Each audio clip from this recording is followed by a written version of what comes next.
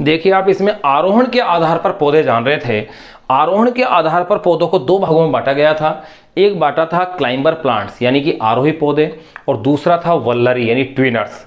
ट्विनर्स ऐसे पौधे थे जो कि बिना किसी सहायता के यानी स्वयं तना ही लिपट के जा रहा था ऊपर की ओर, और आरोही पौधों में विशेष प्रकार की रचनाएं थी।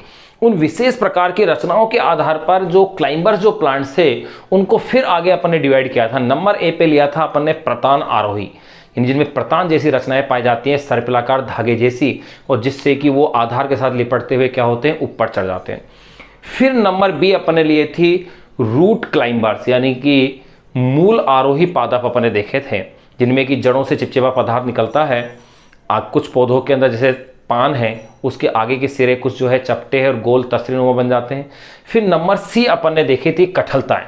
कठलताएं अपन ने देखी थी कि वो लताएं थी या वो बेल थी जिनके लिए अपन यो कह सकते हैं कि ऐसी लताएं या बेल जिनका तना कैसा हो जाता है, काष्ठीय हो जाता है, जो कि बहुवर्षीय होती है।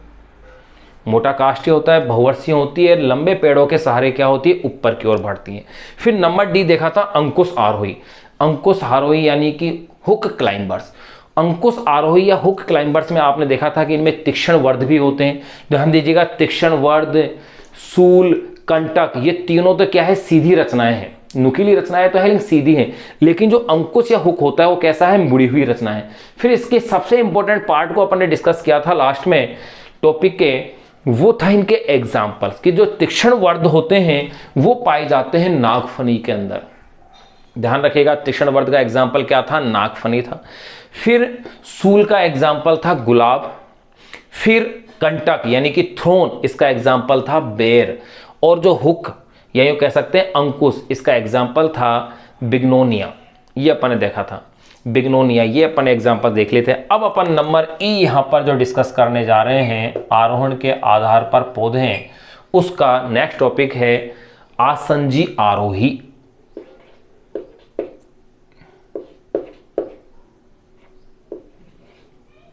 आसंजी आरोही, या इसे आप कह सकते हैं एडहेसिव क्लाइंबर्स।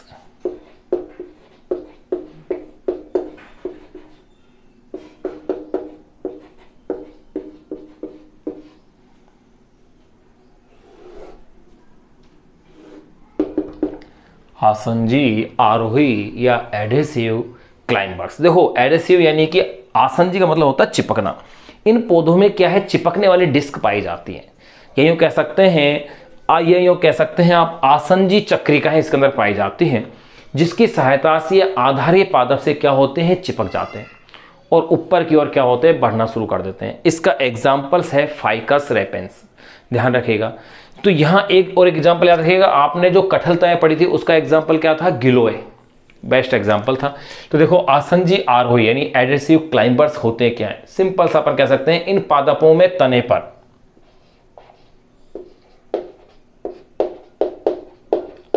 इन पादपों में तने पर इन पादपों में तने पर आसंजी चक्रिकाएं, तने पर आसंजी चक्रिकाएं, या इसे अपन कह सकते हैं चिपकने वाली डिस्क।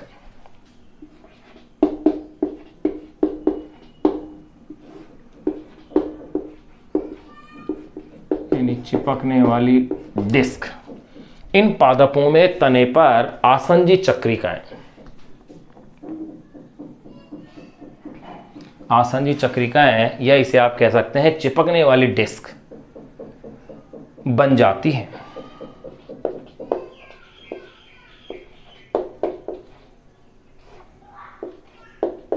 चिपकने वाली डिस्क बन जाती है, जिसकी सहायता से ये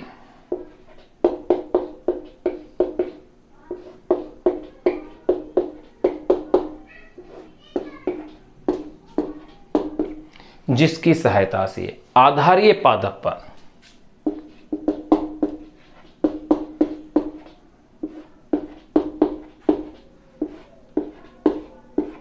जिसकी सहायता से ये आधारीय पादप पर चिपककर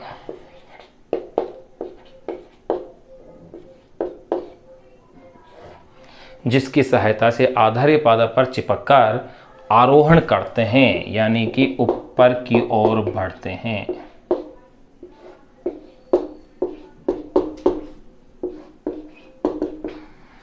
आरोहण करते हैं तो देखिएगा आसंजी या आरोही प्लांट्स है क्या, इन पादपों में तने पर आसंजी चक्रिकाएं चिपकने वाली डिस्क बन जाती हैं, जिसकी सहायता से आधारीय पादप पर चिपककर आरोहण करते हैं।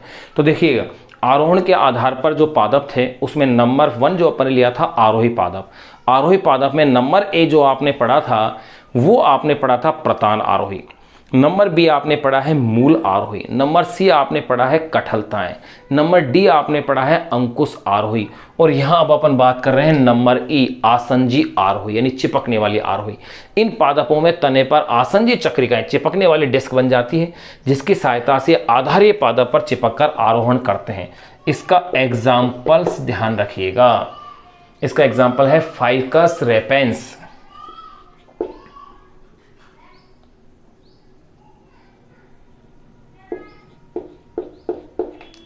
फाइकस रेपेंस, ये एग्जाम्पल याद रखिएगा। ध्यान रखें इन सब के एग्जाम्पल्स जो हैं वो बड़े महत्वपूर्ण हो जाते हैं एग्जाम्स के पॉइंट ऑफ व्यू से, तो इन एग्जाम्पल्स में पूछा जाता है फाइकस रेपेंस।